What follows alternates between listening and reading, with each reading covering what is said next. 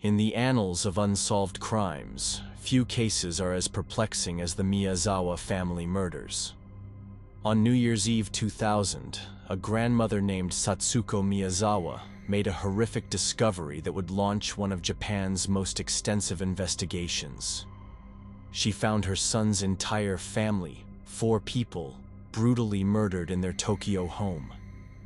But this wasn't just another tragic homicide. What makes this case truly extraordinary is what happened after the killings. The murderer didn't flee the scene. Instead, he made himself at home for hours, eating ice cream from the family's freezer, using their computer, and even defecating in their toilet without flushing. He left behind a mountain of evidence: DNA, fingerprints, clothing, and personal items, enough to solve a dozen cases. Yet more than 2 decades later, despite involving over 246,000 detectives and offering Japan's largest reward, the killer remains free. This is the story of a crime so bizarre, it earned the nickname the Goldilocks Murder, and the haunting question that still echoes today: how can someone leave so much evidence behind and never be caught? The family. The Miyazawa family lived in what was once a bustling Tokyo neighborhood. Father Mikio, 44, was described as friendly and easygoing. Mother Yasuko, 41, was a dedicated tutor who ran a cram school from their home. Their children were 8-year-old daughter Nina and 6-year-old son Ray, who had a developmental disorder. By 2000, urban expansion had transformed their neighborhood. Most families had moved away seeking quieter lives, leaving only 4 houses in the area. The Miyazawa home was actually 2 attached residences. One side housed the family, while the other accommodated Yasuko's relatives, mainly her mother. The family had already decided to relocate as their land was sold to the city for expanding Setagaya Park. However, Yasuko postponed the move, concerned about how the transition would affect her children, especially Ray. As an educator, she understood the importance of stability in a child's development. By all accounts, the Miyazawas were a close-knit, hard-working family, respected by everyone who knew them. They had no known enemies, no apparent conflicts, nothing that would warrant the horror that was about to unfold. The night of December 30th, 2000. The day began normally. Like many Tokyo families preparing for New Year celebrations, the Miyazawas spent time shopping near Chitose Karasuyama Station, picking up festive supplies. They returned home for a quiet evening together: dinner, television, and eventually settling in for the night, unaware their final hours were counting down. Sometime after 11 p.m., an unknown man approached their home through nearby Setagaya Park.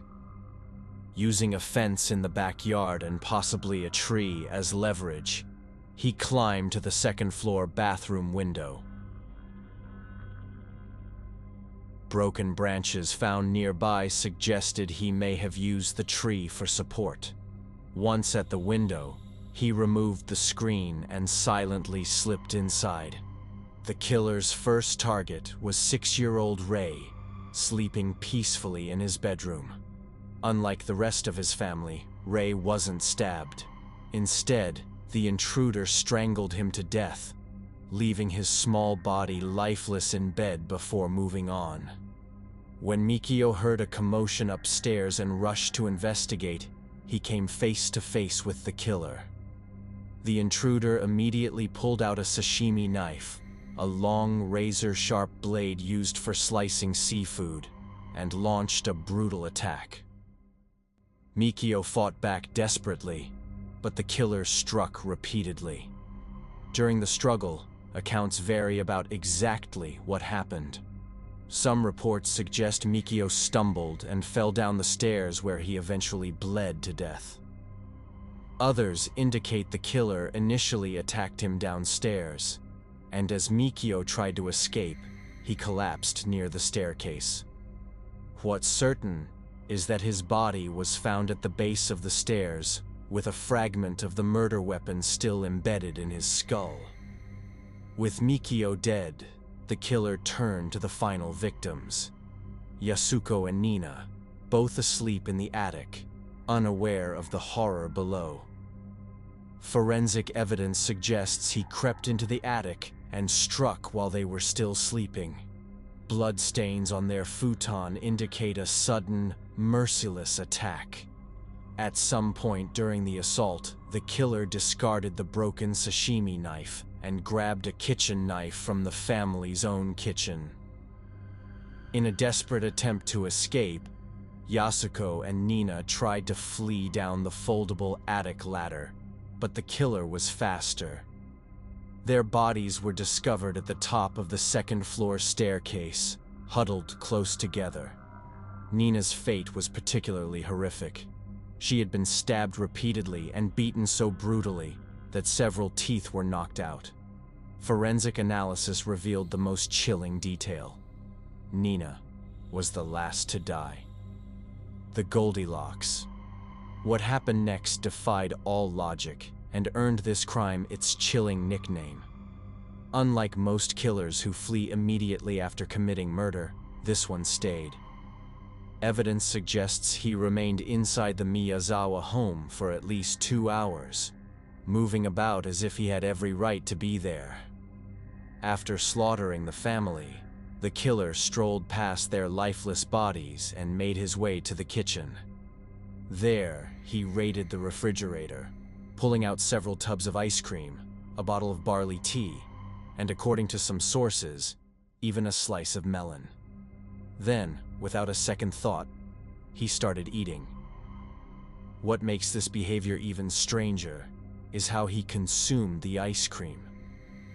Instead of using a spoon, he squeezed the containers until the contents pushed to the top, then bit directly into them, leaving behind saliva and fingerprints. It was as if he didn't care about being caught, or worse, as if he wanted to leave evidence.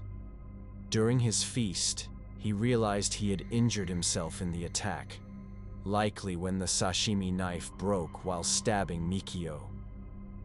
Instead of panicking, he simply grabbed the family's first aid kit, patched up his hand, and left the blood-soaked bandages in plain sight. He then made his way to a storage room on the first floor and began rifling through the Miyazawa family's personal documents. Strangely, instead of taking anything valuable, he removed an entire drawer's worth of papers, carried them upstairs, and dumped them into the bathtub in the second-floor bathroom.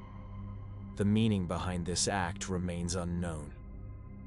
In perhaps the most unsettling detail of all, he used the bathroom to defecate, leaving the waste unflushed and further contaminating the scene with DNA evidence. Afterward, he wiped his hands on a bathroom towel, smearing his own blood onto the fabric. At approximately 1:18 a.m., the family's computer was turned on. System logs show the killer not only powered up Mikio's computer, but also created a new folder. Some sources claim he used the internet to visit a local theater company's website, though this has never been fully confirmed. The sheer audacity of calmly using the family's computer while their bodies lay just feet away only adds to the case's eerie nature. Before leaving, he removed several pieces of clothing, his jacket, hat, shirt, and scarf, and left them behind, along with handkerchiefs, a fanny pack, and black gloves. Even more shocking, both murder weapons were also abandoned at the scene. The horror was discovered the next morning around 10:30 a.m. when Yasuko's mother, Haruko, worried that her daughter hadn't answered phone calls, decided to check on the family. As she stepped inside, she was met with a nightmare. Her son-in-law Mikio lying lifeless at the base of the stairs. Overwhelmed with shock, she immediately called police. When authorities arrived, they found not only 4 brutally murdered victims, but also a staggering amount of physical evidence. There were fingerprints and shoe prints scattered throughout the house, DNA samples from the killer's blood, discarded clothing including his personal items, both murder weapons carelessly left behind, and unflushed feces containing even more DNA. With such overwhelming forensic evidence, investigators were confident this would be an open and shut case. One former senior police official remarked that the crime scene was a mountain of treasure, and that everyone thought an arrest was just around the corner.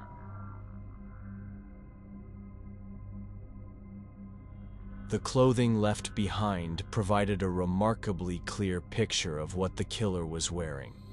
A gray Crusher bucket hat, white baseball shirt with purple sleeves, cheap plaid scarf with no tags, Uniqlo AirTech jacket, black gloves, and a gray and black fanny pack.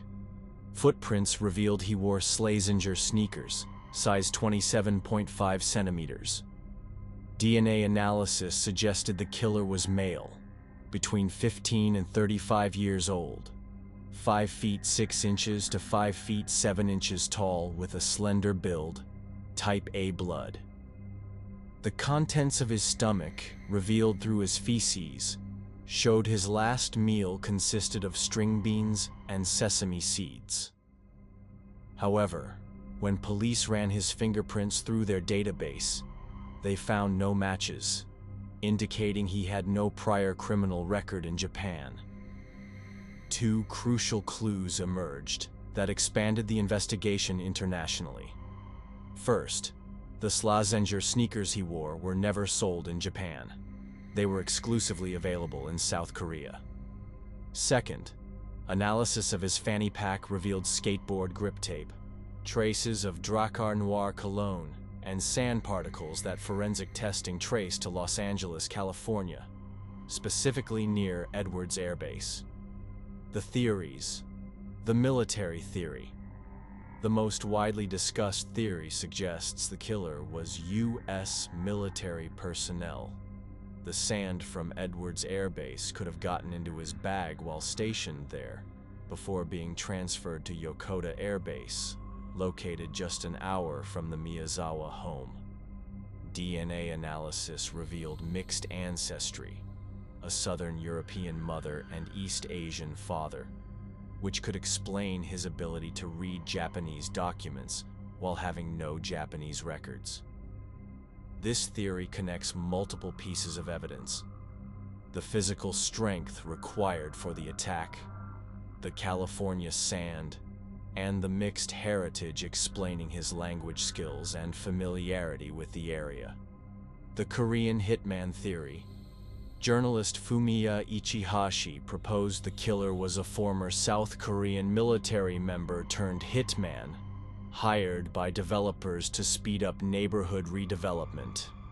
The DNA markers were significantly more common in Korean individuals, and the shoes were only sold in South Korea.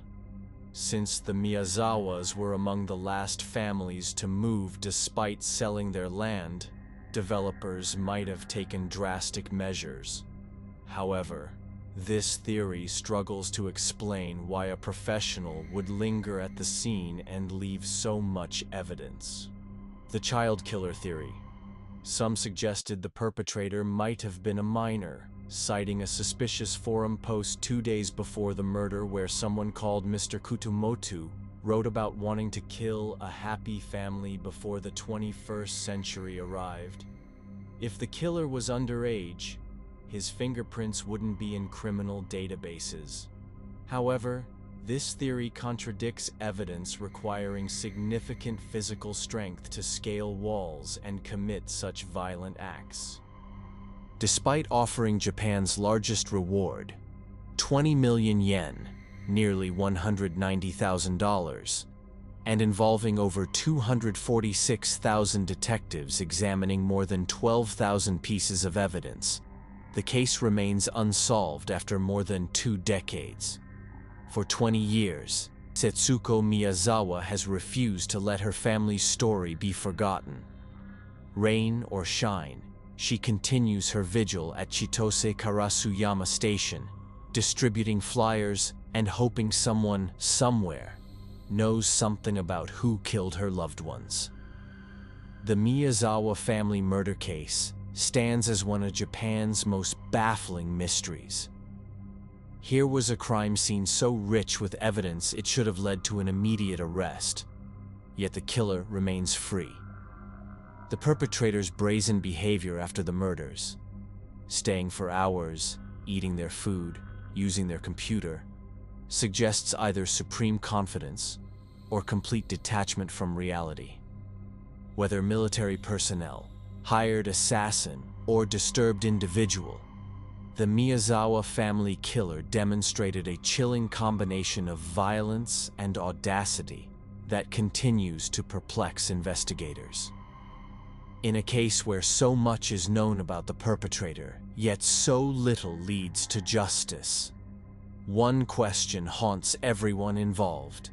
How can someone leave a mountain of evidence and simply vanish? The answer to that question may hold the key to finally bringing justice to the Miyazawa